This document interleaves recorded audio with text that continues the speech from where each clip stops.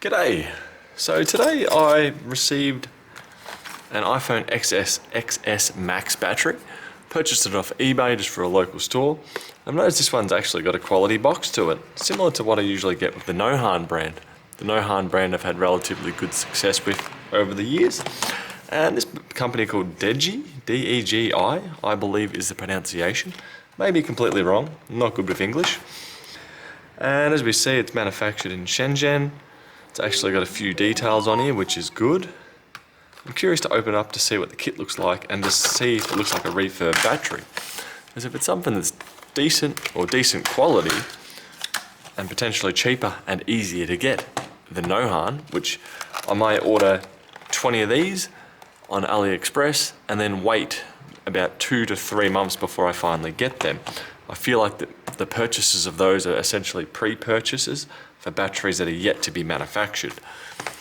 So I'd be curious to give these guys a try. Looking in it, the actual toolkit itself does look to be slightly better. With all the different tips in there. Where the Xiaomi ones are mostly just hard plastic. A pair of dodgy tweezers, which they're on par with what I normally see from AliExpress.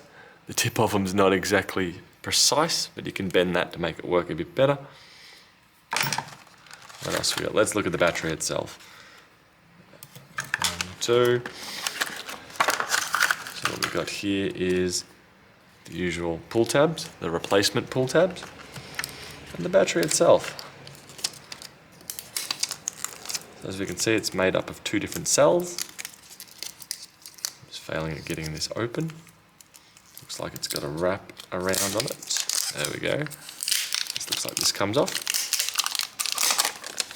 There we go. I was hoping there'll be a manufacturing date. Does look to be AU-SYP 0823. So I'm assuming it was manufactured on, where is it, August 2023. Battery itself appears to be nice and smooth. Doesn't look to be a rewrapped cell.